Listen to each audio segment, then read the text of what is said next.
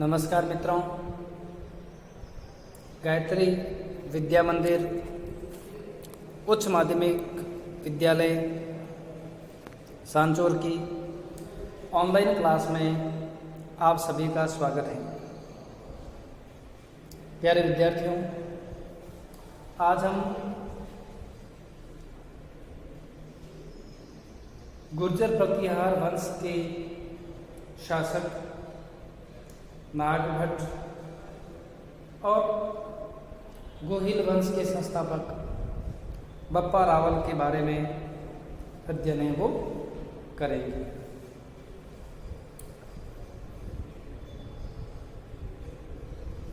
नागभट्ट प्रथम व नागभट्ट द्वितीय आपके सिलेबस में दिया हुआ है। तो देखिए, नागभट्ट प्रथम 730 ईस्वी से 756 ईस्वी। यह जालौर, अवंती और कन्नौज के गुर्जर प्रतिहार राजवंश का संस्थापक माना जाता था। गुर्जर प्रतिहार राजवंश का आदि पुरुष हरिश्चंद्र को माना जाता है। गुर्जर प्रतिहार राजवंश की उत्पत्ति के बारे में विद्वानों में भिन्न भिन्न मत हैं। कई विद्वान नागभट्ट प्रथम, नागभट्ट द्वितीय के बारे में भी अलग अलग जानकारी दर्शाते हैं। प्रतिहार का अर्थ होता है राम के प्रहरी अर्थात लक्ष्मण के वंशज होने के कारण ये प्रतिहार किया और इनका साम्राज्य गुर्जर राज्य के आसपास था। लक्ष्मण के प्रतिहार थे, वंशज थे, इसी कारण इन्हें गुर्जर प्रतिहार राजवंश के नाम से जाना जाता था। इस राजवंश के महान शासकों में नागभट्ट प्रथम, वत्सराज, मिहिर भोज, नागभट्ट द्वितीय आदि माने जाते हैं।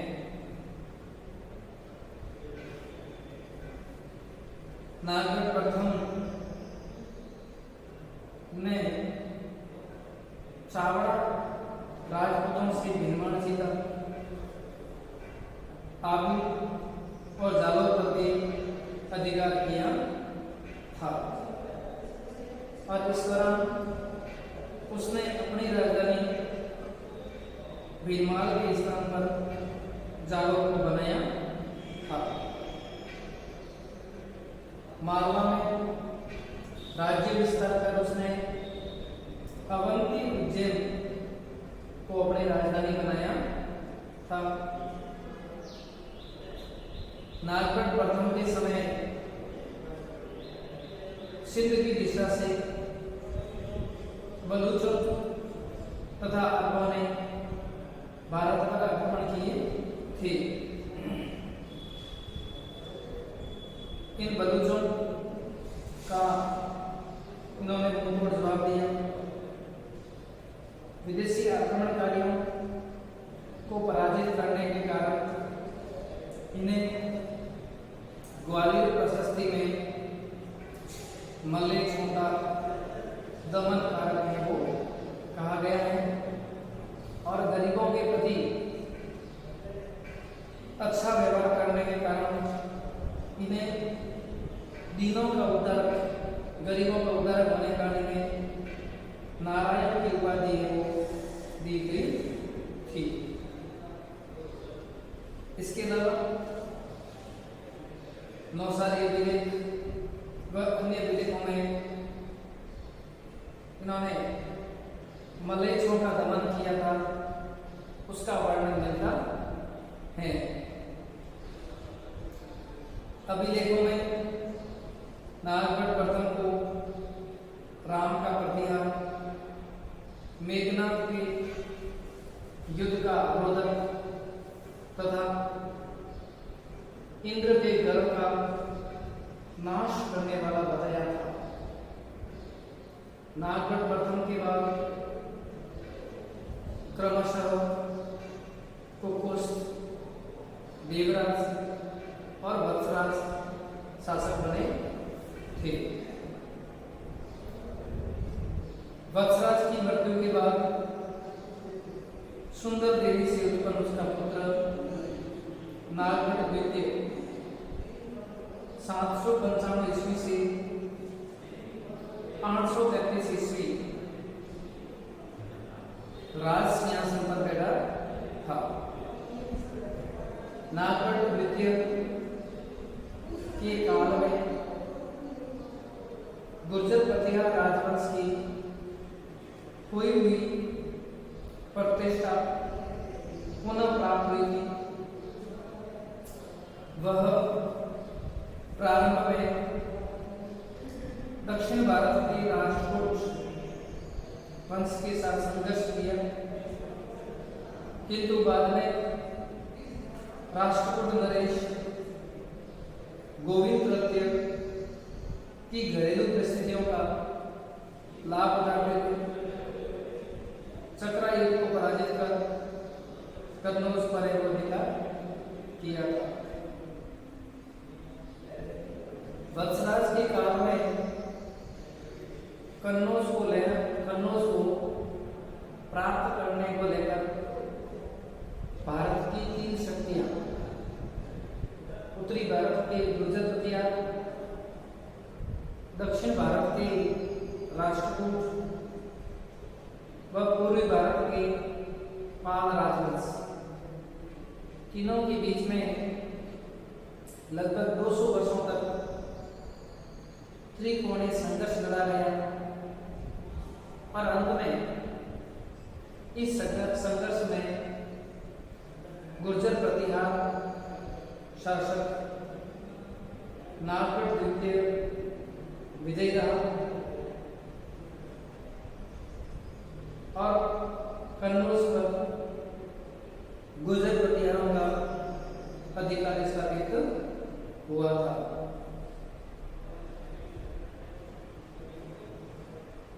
कन्नौज गुर्जर प्रतिहारों की नई राजधानी बनी।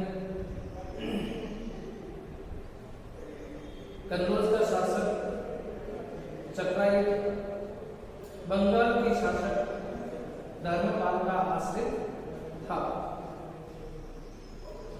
अतः धर्मपाल ने नागगढ़ से युद्ध प्रारंभ कर दिया, क्योंकि चक्रायुग जो है कन्नौज का शासक, वह बंगाल के धर्मपाल का आश्रित था। मुंगेर के युद्ध में नागगढ़ विजयी रहा और पराजित धर्मपाल बंगाल भाग गया।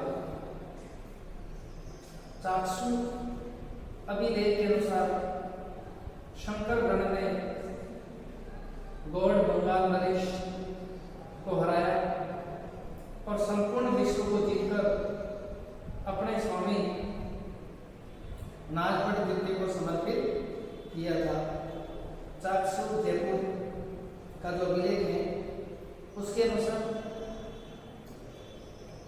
शंकरगढ़ जो नागगढ़ द्वितीय का सेनापति या सामंत था, उसने गौड़ नरेश बंगाल के राजवंश था, उसको गौड़ नरेश को पराजित किया और समस्त विश्व को जीतकर अपने स्वामी नागगढ़ द्वितीय को समर्पित किया था।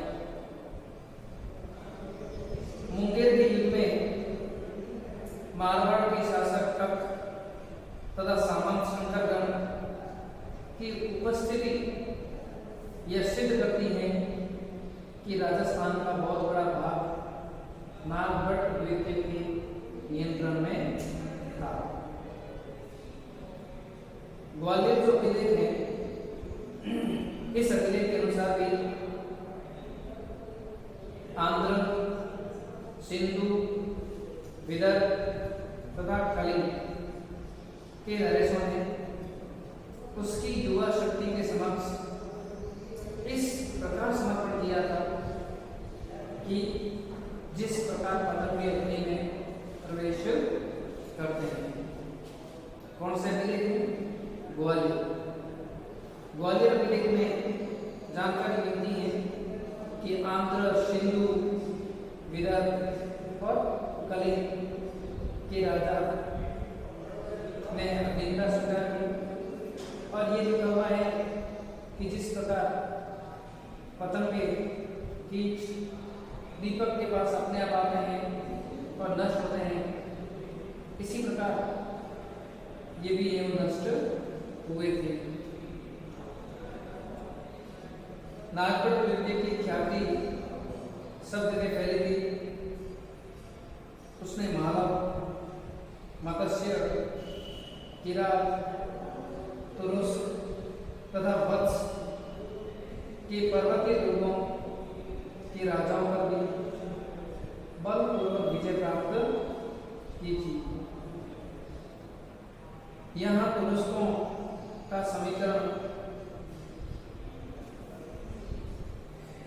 सिंध के अरबों के साथ किया गया है। दलपति विजय के द्वारा लिखा गया ग्रंथ, दलपति विजय के ग्रंथ का नाम है खुमान रसो, और खुमान रसो से गुइल खुमान की मुसलमानों पर विजय की जानकारी मिलती है। गुइल खुमान नागपट विद्या का सामंत था। अपनी विजयों के फलस्वरूप नागपट विद्या उत्तर भारत का सबसे शक्तिशाली शासक बना, और इस उपलक्ष्य में उसने परम भट्टारक, महाराजा धीराज और परमेश्वर की उपाधियां धारण की थी। चंद्रप्रभा सूरी के ग्रंथ प्रभावक चरित्र के अनुसार नागपट विद्या ने 833 ईस्वी में गंगा में डूबकर आत्महत्या कर ली थी। जिसे आत्महत्या कहना इतिहासकारों की बड़ी भूल है, अपितु नागपट ने जल समाधि है वो ली थी। इस तरह 6वीं शताब्दी से लेकर 10वीं शताब्दी तक गुर्जर प्रतिहार राजवंश का शासन मारवाड़, जालौर, उज्जैन, कन्नौज आदि क्षेत्रों में रहा, और इन्होंने अपनी सीमाओं का विस्तार भी किया। मिहिर भोज, जिनके कार्यकाल में अरबी यात्री सुलेमान भारत आए थे, और उन्होंने मिहिर भोज को इस्लाम का शत्रु, इस्लाम का धर्मनाशक भी कहा था। मिहिर भोज ने भगवान विष्णु के मंदिरों का निर्माण करवाया था, और इस उपलक्ष्य में आदि वराह की उपाधि की धारणा की थी।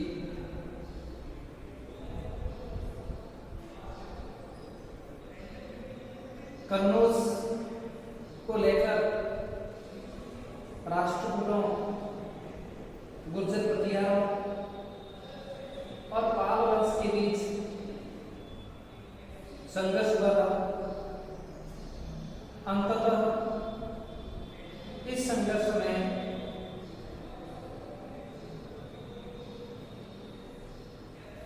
गुर्जर प्रतिहार विजयी हुई, और गुर्जर प्रतिहारों में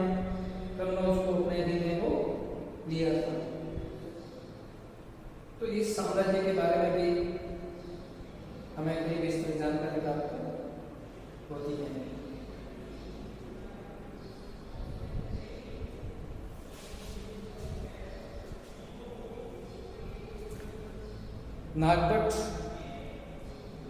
इसने भीनमाल में राजधानी बनाकर कई कार्य किए थे, लेकिन बाद में भीनमाल से राजधानी जालौर को भी है वो बनाया, ताकि उज्जैन का क्षेत्र इनके नियंत्रण में रह सके। अभिलेखों में नागभट्ट प्रथम को राम का प्रतिहार, मेघनाद के युद्ध का अवरोधक और इंद्र के गर्व का नाश करने वाला बताया है। इससे स्पष्ट होता है कि ये शासक एक शौर्यपूर्ण शासक था, योग्य शासक था। इसने कई दुश्मनों का संहार भी किया था। इसके अलावा ग्वालियर अभिलेख में नागभट्ट द्वितीय को तो और भी ज़्यादा श्रेष्ठ बताया है। ग्वालियर अभिलेख के अनुसार नागभट्ट द्वितीय ने आंध्र, सिंध, कलिंग जैसे कई राज्यों को पतंगों की भांति विजित हैं वो किया था, जो इनकी श्रेष्ठता को दर्शाते हैं। 6वीं से 10वीं सदी के बीच गुर्जर कथिया राजवंश की यश कीर्ति काफ़ी फैली थी। इनकी उत्पत्ति के बारे में कई अलग अलग मत थे, उसके बावजूद भी इन्होंने भारत में अपने साम्राज्य का काफ़ी विस्तार है वो किया था, और अंत में योग्य शासकों के बाद में इनका पतन है वो हो जाता है। धन्यवाद।